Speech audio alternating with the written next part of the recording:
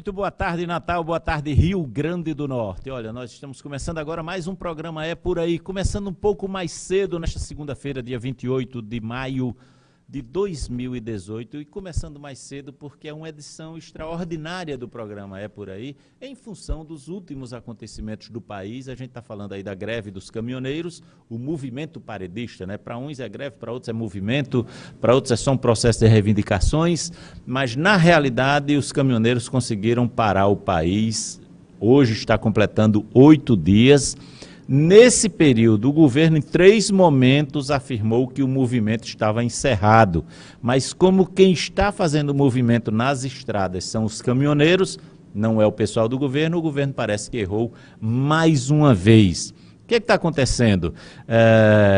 Bom, antes da gente fazer um resumão aqui do que aconteceu nos últimos 8 dias, apresentar o nosso convidado. Eu estou aqui com o doutor Flaviano Gama, ele é advogado, criminalista, mas um profundo entendedor de como funciona a justiça brasileira e de como podemos analisar um pouco essa situação em função do que está acontecendo no país, das mudanças de legislação, das medidas provisórias que o governo está já encaminhando, já publicou para encaminhar ao Congresso Nacional, das sessões extraordinárias que o Senado já convocou a partir de hoje, tudo em função desse movimento paredista dos caminhoneiros autônomos, que recebeu o apoio das empresas transportadoras de cargas do país, o que poderia talvez até caracterizar um lockout. Mas são coisas que a gente não sabe. É muito difícil encontrar alguém que possa explicar o que está acontecendo no país. Daí a gente ter convidado para estar conosco hoje aqui o doutor Flaviano Gama, que é advogado e, como eu já falei, advogado criminalista, mas um homem profundamente ligado no que acontece no país e que tem uma percepção bem realista de como funciona a justiça brasileira. Doutor Fabiano, bem-vindo à TV Metropolitano mais uma vez. Boa tarde. Boa tarde, Cassiano. Estamos aqui à disposição para debater esse tema tão atual que domina, na verdade, hoje os lares de todo o país, né? É um problema, não é? Um problema grande. Sim, inclusive sem precedentes no país, né? Nessa magnitude como um todo, não existe nada na história do país que se assemelhe a isso, né? E é um poder que os caminhoneiros podia imaginar que tivesse, mas não tão grande. Não tão grande. Descoberto da agora. E agora, a partir de agora, acredito eu que o governo deva olhar mais para essa categoria, valorizá-la e, de certa forma, se precaver para que situações como essa não se repitam, né, no futuro. É incrível o que está acontecendo no país. O que está acontecendo no país em 8 dias de paralisação. Eu vou fazer um breve resumão aqui do que está acontecendo, mas são 8 dias de greve dos caminhoneiros, que começou segunda-feira passada, no dia 21, com aproximadamente 100 pontos de obstrução nas estradas federais do país, e a partir daí, no dia seguinte, no terceiro dia, já há obstrução em algumas estradas estaduais, em alguns estados do país, especialmente em Rio de Janeiro, Minas Gerais, São Paulo, Porto Alegre, Paraná e Santa Catarina. Depois o movimento começou a crescer mais aqui para a região do Nordeste, foi para o Centro-Oeste e para a região Norte do país. É bom a gente perceber que na quarta-feira, dia 23, o governo anunciou uma redução de 10% no custo do diesel nas refinarias, acreditando que provocaria o final do movimento. E até anunciou, nós já agora vamos atender com a redução de 10%, então o movimento vai se acabar amanhã. Não acabou, piorou, recrudesceu. Ao invés de 100 pontos de obstrução, na quinta-feira o país já estava com mais de 200 pontos de obstrução nas estradas federais e estaduais em todo o país. O que aconteceu? Na quinta-feira o governo convocou lideranças do movimento, que não eram bem lideranças dos representantes sindicais dos caminhoneiros autônomos do país, ou de associações de categoria profissional, mas representantes das empresas de transportes e alguns apenas dos caminhoneiros autônomos. Fizeram um acordo com o governo, todo mundo assinou um papel, o governo na quinta-feira anunciou de novo que o movimento tinha acabado. Não acabou. Mais de 300 pontos de obstruções foi o que aconteceu na sexta-feira. O governo convocou as forças federais de polícia, aí eu estou falando de Polícia Rodoviária Federal, Polícia Federal, Força Nacional e também essas 3 forças atuando com apoio das Forças Armadas para desobstruir as estradas do país. Também não funcionou. aumentou o número de pontos de obstrução de 300 para mais de 500, beirando os 600. O que aconteceu a partir daí? O governo instalou um gabinete de crise, de gestão da crise, de administração da crise, e passou a levar mais a sério essa situação. Eu estou falando que a partir daí também começou a haver um desabastecimento no país, porque no primeiro dia não desabastece, nem no segundo, nem no terceiro. A partir do quarto dia já começa a ficar complicada a situação. E foi isso que aconteceu, isso que a gente presenciou esse final de semana, desde a última sexta-feira até hoje de manhã em todo o país, desabastecimento de supermercados, desabastecimento de postos de combustíveis, desabastecimento de maneira geral nas feiras livres, principalmente desses produtos que a gente compra no dia a dia. O país não tem um estoque regulador dos produtos que são consumidos pela população. Aí eu estou falando principalmente de alimentos perecíveis. Por exemplo, tivemos um prejuízo na economia do país que passa de R$ 1 bilhão em litros de leite que foram jogados e despejados fora porque não tinha transporte nem tinha condições de armazenamento na produção. Eu estou falando do problema também dos frangos, né, que já chegou a 74 milhões de unidades que morreram na origem, nas fazendas, e a previsão da associação da proteína e das rações, das empresas que vendem rações para esses frangos nessas fazendas, a previsão é que sem ração morreriam em alguns dias mais de 1 bilhão de aves e que isso geraria um problema de saúde pública imenso para o país, porque não tem nem onde enterrar essa quantidade de aves no Brasil. Ou seja, o governo ontem, o presidente fez um pronunciamento atendendo a todas as reivindicações, ou seja, pensou que atenderia na quarta, não atendeu, pensou que atenderia na quinta, não atendeu, pensou que atenderia ontem, mas ainda não atendeu, porque os caminhoneiros querem tudo publicado no Diário Oficial da União, senão eles não vão sair das estradas. É isso que está dito hoje pela manhã, embora haja um arrefecimento, um movimento que vinha crescendo, deu uma parada. Com detalhe, só para encerrar esse primeiro momento de resumão do que aconteceu essa semana, é interessante que nas estratégias do governo de sexta para sábado e no domingo, se divulgou que existiam mais de 1.000 pontos de obstrução nas estradas, mas que mais de 500 já haviam sido desobstruídos e ficaram 586. Ora, nunca chegou a 1.000 pontos. Eu acho que tentaram criar um factoide, um fake news, dizendo que eram 1.000 e que baixou para 586. Sempre foi crescendo, de 100 para 200, para 300, para 500, está nesses 586 hoje, continuam. Claro que não tem mais a obstrução total.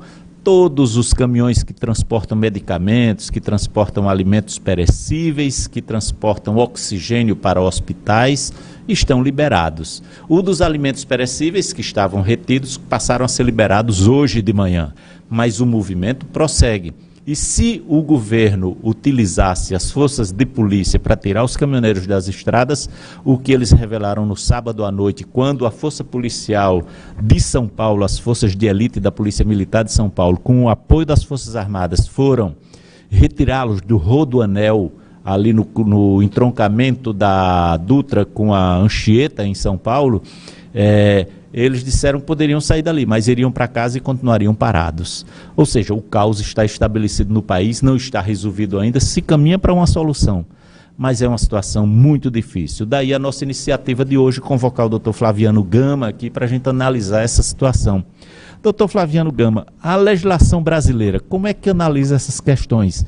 Tem o lockout, que é caracterizado, mas muito difícil de se comprovar, e tem o direito de greve.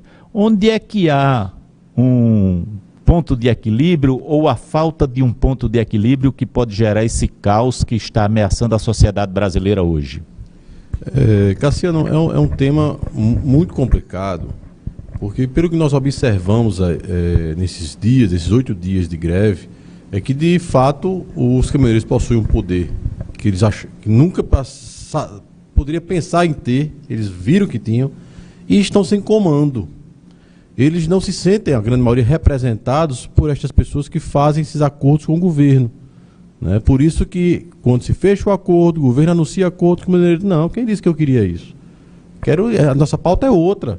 Nós não nos sentimos representados por esse pessoal, por essa associação. Por quem foi lá e assinou o acordo. Pois é, aí que vem essa divergência. O governo se precipita em anunciar acordos, anunciar situações que vêm atenuar a grande problemática, e os caminhoneiros, para desmoralizar o governo, não cumprem e mostram que realmente ele não foi cumprido, não foi acordado nada, e que as reivindicações deles continuarão e ficam dia a dia desmoralizando o governo, né? Agora existe... Aconteceu em 3 situações, né? Repetidamente. E em 3 situações, possivelmente 4, talvez. 2 com a presença do próprio presidente anunciando o final, né? Pois é isso que... E agora os caminhoneiros querem ver para acreditar. Estão exigindo a publicação no Diário Oficial. Foi até publicado ontem algumas medidas já. As medidas, mas eles querem a aprovação do Congresso. Tem agora, o Senado está se reunindo hoje extraordinariamente para agora, a partir das 16 horas. Para né? aprovar em regime de urgência, né? E inicialmente queria o governo ofereceu um prazo de 15 dias de congelamento do preço do diesel.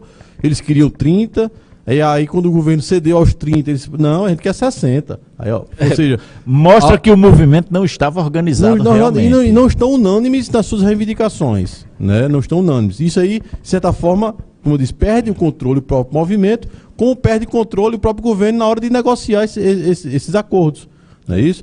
E agora, de um ponto de vista criminal, que eu posso dizer assim, o direito de greve é o direito de greve, é uma lei que foi criada na época de Sarney, em 89. Todavia, Cassiano, existem limites, né? Nós temos notícias aí que alguns movimentos desses, algumas barreiras dessa, estão obrigando os caminhoneiros que não querem participar a pararem. Tanto é que existem algumas cenas divulgadas aí a nível nacional de alguns caminhoneiros que tentam romper a barreira, são apedrejados, os motoristas são tirados... a força querendo ser agredido, ou seja, quem quer trabalhar não está conseguindo. Eu não quero aderir à greve, eu não sou obrigado a aderir à greve, mas eles estão obrigando você a aderir à greve. Aí não pode isso, né? Aí não passa pode. a ser um ato criminoso. Não pode. As vias... BRs interditadas, não pode. Nós não estamos interditando. Fica uma pequena faixa liberada para os carros pequenos. Não é assim, porque não está liberado. Vocês estão selecionando, na verdade, quem passa e quem não passa. Porque na hora que vai ser o carrinho pequeno com compras, frutas ali, eles estão retendo. Pare aqui.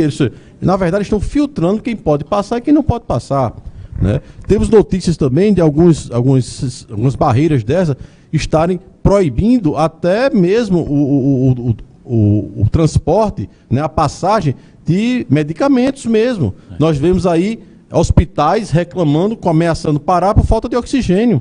Outras barreiras não, deixam passar, por bom senso, a prioridade se vital a vida, a segurança, deixa passar. Mas outros não estão deixando passar, ou seja, não há um critério, uma forma organizada deles selecionarem isso.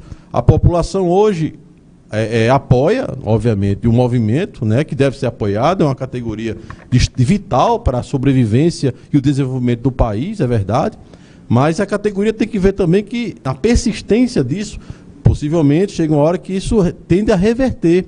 Claro, porque passará a prejudicar mais do que a perspectiva de benefício. E eles mesmos, porque eles parados estão perdendo dinheiro, eles parados estão deixando de faturar. É verdade. Né? Aí vai fazer falta no orçamento pessoal, familiar deles. Isso, uma hora também eles não vão resistir tanto. E tem a questão do lockout, né? Porque para caracterizar o lockout, é necessário que se comprove que as empresas estejam realmente por trás de tudo isso.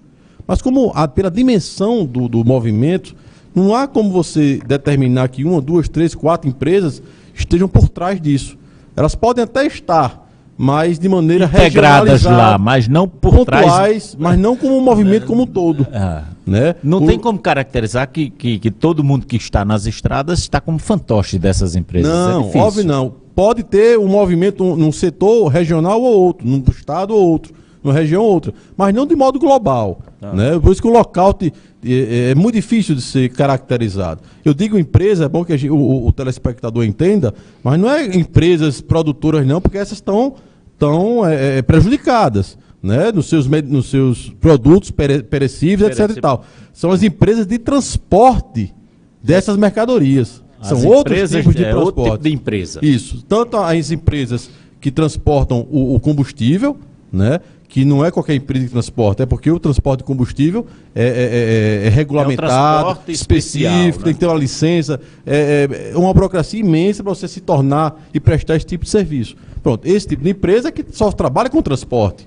Né? Essas empresas que nós falamos que possivelmente estejam contribuindo para esse caos, posso dizer assim, são empresas relacionadas ao transporte de mercadorias e produtos. Eu poderia chamar as transportadoras do país. Do modo geral. Transporte rodoviário. E não o produtor, e não o industrial, não aquele que produz, porque aquilo ali geralmente ele terceiriza o transporte da sua mercadoria, com forma até de ser mais viável para escoamento da sua produção.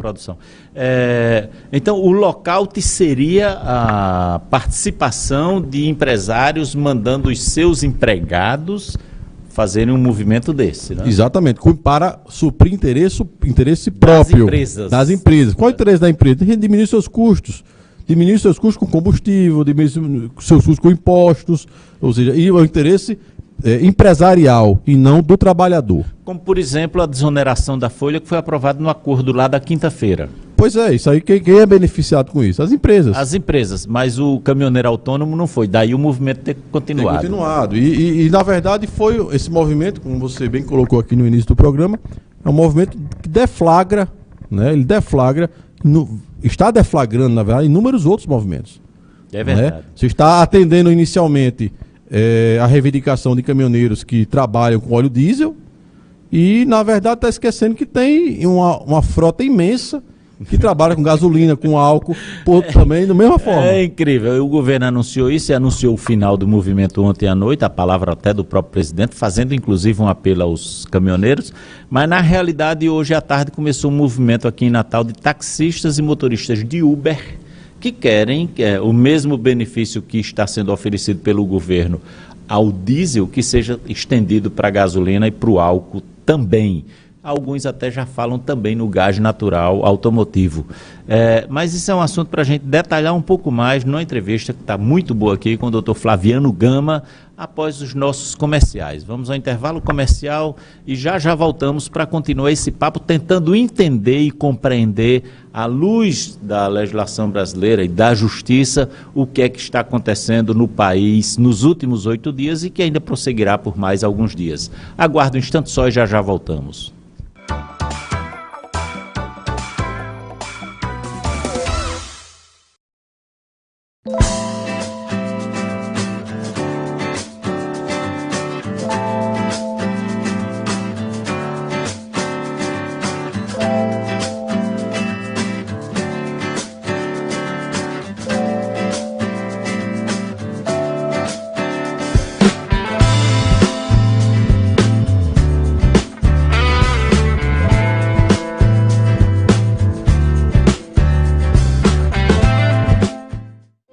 Vem aí, festejar com Christian.